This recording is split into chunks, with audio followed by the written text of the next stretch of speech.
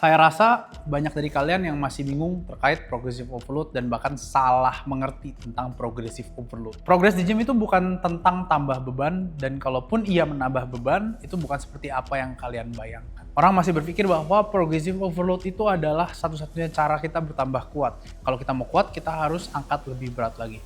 Padahal ini adalah keliru. Perkenalkan dulu, nama saya Doni Senjaya. Saya adalah seorang professional fitness coach yang sudah mengubah ratusan atau bahkan ribuan orang untuk mencapai tubuh dan performa impiannya. Kebanyakan orang mengira progres di gym itu harus tambah beban. Ini salah total. Progressive overload itu bukan berbicara soal minggu ke minggu harus ada pertambahan bebannya. Progressive overload bukan berbicara cara kita bertambah kuat. Tapi progressive overload atau penambahan beban itu adalah tanda kita sudah bertambah kuat. Ini perbedaan konsep yang cukup sering sekali terbalik. Secara fisiologis dan juga adaptasi tubuh, kita tuh nggak pernah tahu beban di bar itu ada berapa. Yang tubuh kita tahu adalah apakah set yang kita lakukan itu cukup stimulatif atau tidak. Jadi adaptasi itu diciptakan bukan dengan memaksa, tapi dengan mengulang stimulasi ataupun rangsangan ke tubuh kita. Latihan yang stimulatif itu seperti apa? Tergantung lagi dengan goals kalian. Apakah kalian mau strength, atau kalian mau hypertrophy, atau pembesaran massa otot?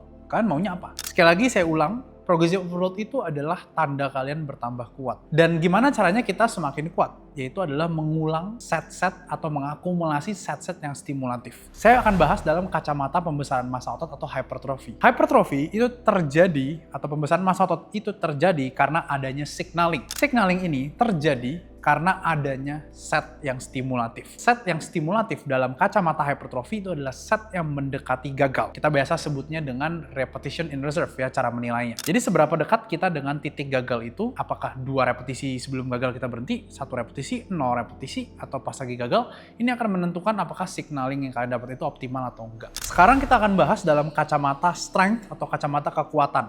Perbedaan antara strength dan hypertrophy adalah strength atau kekuatan itu adalah sebuah skill.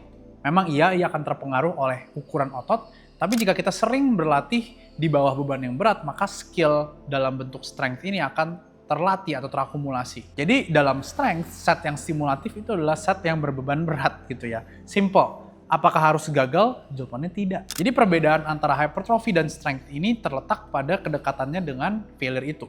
Jika kita ingin berlatih strength, kita akan akumulasi sebanyak mungkin set dengan beban yang berat, tapi tidak terlalu dekat dengan gagal gitu ya. Kenapa? Karena jika kita berat dan terlalu dekat dengan gagal, maka kita akan kelelahan duluan sebelum kita bisa akumulasi set yang banyak. Sedangkan untuk hypertrophy sendiri, itu kita nggak peduli angkanya berapa di bar gitu ya, selama kita lakuin yang mendekati gagal, maka kita akan mengaktifkan signaling hypertrophy tersebut. Untuk dalam kacamata hipertrofi ataupun pembesaran massa otot, kita gimana sih menilai failure atau kegagalan itu? Ketika kita ingin berlatih untuk massa otot, kita harus lihat failure itu sebagai titik akhir repetisi yang bisa kita lakukan.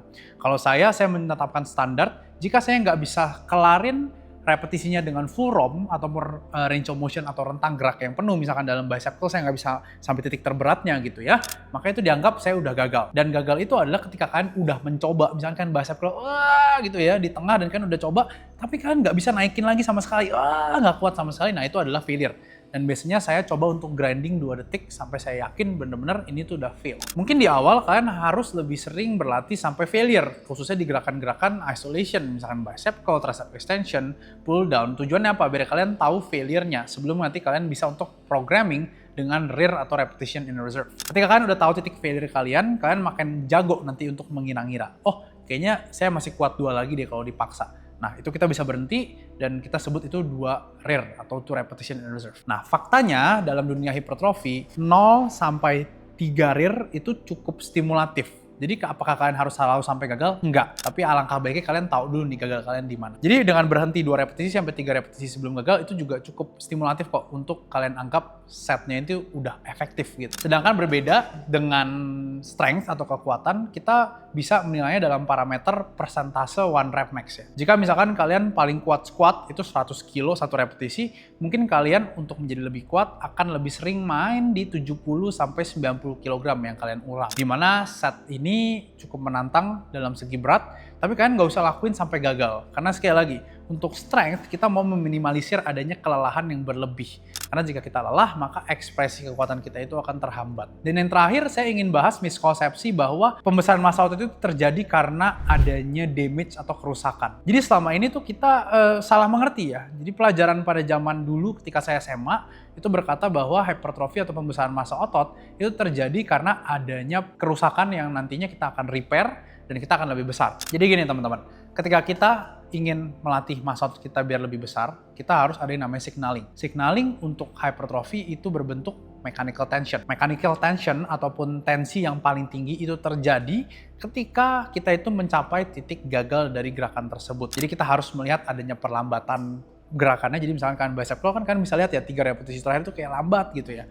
Nah itu adalah set yang stimulatif, yaitu set yang dilakukan hingga mendekati gagal. Tapi sayangnya angkat beban itu juga memang ada damage-nya. Tapi bukan berarti damage ini yang membuat otot kalian lebih besar. Karena sekali lagi, yang kalian butuhkan adalah signalingnya tadi. Jadi goals untuk latihan hypertrophy adalah bagaimana kita bisa signaling tanpa kita memberikan damage yang terlalu banyak justru. Kenapa kerusakan itu malah jadi counterproductive untuk pembesaran massa otot? Kenapa more damage doesn't equal more muscles? Karena jika kita mempunyai suatu kerusakan di jaringan tubuh, maka tubuh kita itu akan memprioritaskan untuk benerin dulu nih jaringan yang rusak. Setelah itu baru tubuh akan memprioritaskan pembangunan jaringan yang baru. Jadi urutan pertamanya repair dulu, baru build. Sedangkan jika adanya damage yang berlebihan, maka kita itu pasti akan, benerin dulu nih. Jadi malah akan lebih capek gitu badannya dan nggak optimal dalam membangunnya ini. Jadi yang kita mau untuk pikirkan adalah bagaimana caranya kita memberikan signaling, tapi kita nggak memberikan damage yang terlalu banyak. Nah, ini dilakukan dengan pengaturan jumlah set. Jika misalkan kalian setnya sampai gagal gitu ya, maka jangan lakukan set yang terlalu banyak dulu. Karena set ini itu adalah primary indikator atau primary contributor terhadap damage ini, atau terhadap kelelahan secara general. Jadi kita bisa untuk lihat dalam literatur belakangan bahwa memang hypertrophy itu akan lebih bagus jika dilakukan dengan set yang banyak kayak gitu ya, atau higher volume gitu. Tapi ya ini tesis saya itu mungkin karena adanya signaling yang berulang ya. Tapi sekali lagi, too much doesn't equal better ya. Kalau misalkan kalian sudah setnya udah cukup stimulatif dan kalian grow gitu pelan-pelan, menambah setnya lagi itu malah jadi counterproductive. Itu kenapa saya kurang suka sama gaya latihan yang setnya itu terlalu banyak, ditambahin lagi drop set, ditambahin lagi myo reps, wah super set sana sini segala macam. Itu saya kurang suka. Saya lebih suka untuk mulai sesuatu dengan set yang lebih rendah, pelan-pelan kita naikin ke atas. Gitu. Jadi apa hal praktikal yang kalian bisa pelajari? Kalau misalkan kalian nggak mau dengerin cerita saya yang tadi, nggak mau dengerin ceramah saya yang tadi, ini adalah hal praktikal yang kalian bisa untuk pakai. Pertama, itu adalah untuk teman-teman yang ingin membesarkan massa otot. Latihlah gerakan kalian mendekati gagal, minimal 2 repetisi sebelum gagal, sampai 0 repetisi sebelum gagal. Tiap set. Jadi set yang tidak dekat dengan gagal, kalian bisa anggap sebagai warm up set ataupun set pemanasan. Yang selanjutnya itu adalah untuk teman-teman yang pengen gedein massa otot juga. Kalau misalkan kalian mulai suatu gerakan, pilihlah jumlah set yang nggak terlalu banyak. Mungkin bisa mulai dari 2-3 set per gerakan. Jadi ketika kalian mulai dari titik ini, kalian bisa untuk mengukur. Kalau misalkan set saya segini tuh kecapean nggak ya? Next session ya. Nah kalau misalkan kecapean ya kalian bisa turunin. Kalau misalkan memang kalian bisa recover, kalian bisa pelan-pelan tambahin. Kalau kalian udah nyaman, ya nggak usah ditambahin lagi. Nah kalau saya biasanya dalam satu gerakan itu 2-5 set ya. Di atas itu terlalu banyak, di bawah itu juga terlalu sedikit. Nah yang ketiga itu adalah jumlah gerakannya. Kalau misalkan kalian latihan untuk pembesaran massa otot, saran saya jangan pakai variasi yang terlalu banyak dulu.